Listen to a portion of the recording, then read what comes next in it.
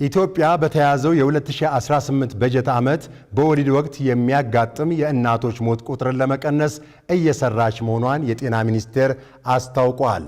በህይወት ከሚወልዱ 100,000 እናቶች የእናቶች ሞት ቁጥርን ወደ 140 ለማድረስ እየተሰራ ነው የተባለ ሲሆን ከዓለም አቀፍ የእርዳታ ድርጅቶች የሚገኘው ገቢ መቀነስ ብሎም በኢትዮጵያ ያለው የኢኮኖሚ አለመረጋጋት የእናቶችና ህጻናት ሞት ለመቀነስ እንዲሁም የቤተሰብ ምጣኔን የተሻለ ለማድረግ ለሚደረገው ጥረት ትልቅ ተግዳሮት ፈጥሯል ነው የተባለው። ህይወት በሰዓቱ ይህንን የተመለከተ ዝርዝር ዘገባ አላት። ዳግማዊ ደረጀ እንደሚከተለው ታቀርበዋለች።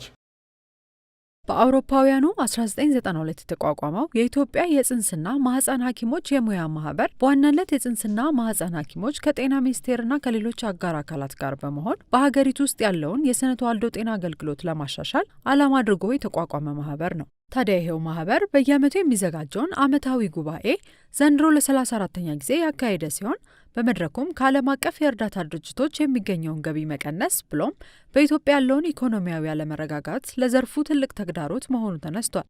በመድረኩ ኢትዮጵያ በስነ ተዋልዶ ዘርፍ ከፍተኛ ውጤት እያስመዘገበች መሆኑን የጠቀሱት የጤና ሚኒስትር ዴኤታው ዶክተር ደረጀ ዲጉማ ከዚህ ቀደም በኢትዮጵያ ከ100,000 እናቶች 241 እንደሚሞቱ አንስተው በ2018 በጀት ዓመት የእናቶችን ሞት 140 ለማድረስ በታቀደው እቅድ መሰረት ከወዲሁ 141 ላይ መድረሱንና በቀጣይም ይህን ቁጥር ወደ 70 ለማውረድ እየተሰራ መሆኑን ገልጸዋል።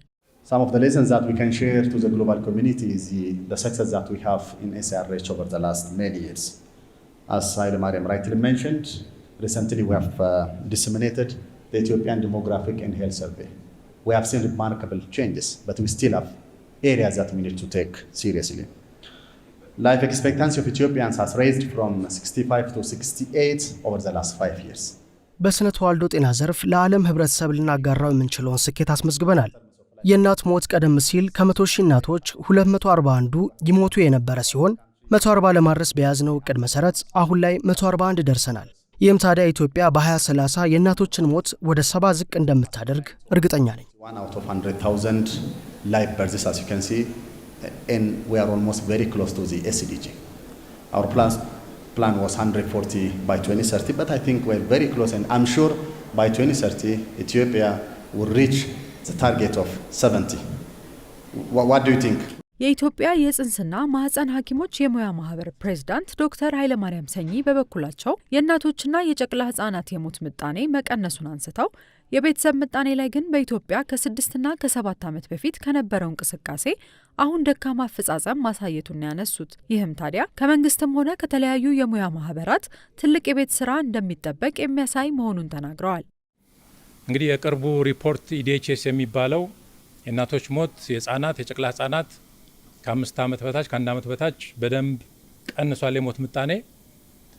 ግን የቤተሰብ ምጣኔ ወይም ፋሚሊ ፕላኒንግ የሚባለው አጠቃቀም ላይ ከ6-7 ዓመት በፊት ከነበረው ትንሽ መውረድን ያሳያል። 41% ደርሰን ነበረ የቤተሰብ ምጣኔ አጠቃቀም እንደ ሀገር። የአሁኑ ሪፖርት 35 ነው የሚያሳየው።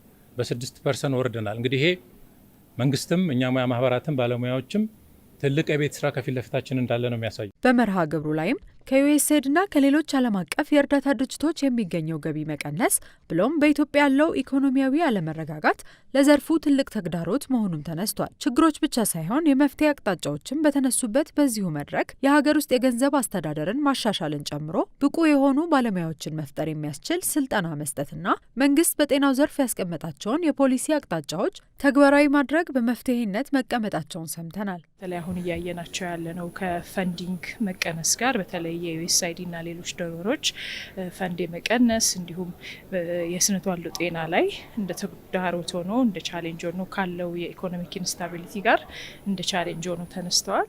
ይኸው የዘንድሮ ጉባኤ ከሌላው ጊዜ በተለየ መልኩ ከአፍሪካ የጽንስና ማህፀን ፌዴሬሽን ጋር በመተባበር የተካሄደ መሆኑንም የኢትዮጵያ የጽንስና ማህፀን ሐኪሞች የሙያ ማህበር ገልጿል። ዋነኝነት በዛ ውስጥ እንግዲህ አንደኛው የዶሜስቲክ ፋይናንሲንግን እንዴት እናጠናክራለን፣ የውጭ ድጋፍ በሌለበት ሁኔታ ላይ ወይም በቀነሰበት ሁኔታ ላይ የራሳችንን የዶሜስቲክ ፋይናንሲንግ ተጠቅመን የፕራይቬት ሴክተሩን ኢንቮልቭ አድርገን እንዴት እስካሁን ያሉ በተለይ 2-3 10 ዓመታት ኢትዮጵያ ያገኘቻቸውን ስነ ተዋልዶ ጤና ላይ ያሉ ለውጦችን ማስቀጠል እንችላለን። እንዲሁም ደግሞ በተሻለ መልኩ ለህዝቡ ተደራሽ ለሴቶች ለወጣቶች ተደራሽ ማድረግ ይቻላል የሚለውን አንድ እንደ መፍትሄ ሀሳብ ዲስከስ ያደረግነው ነው።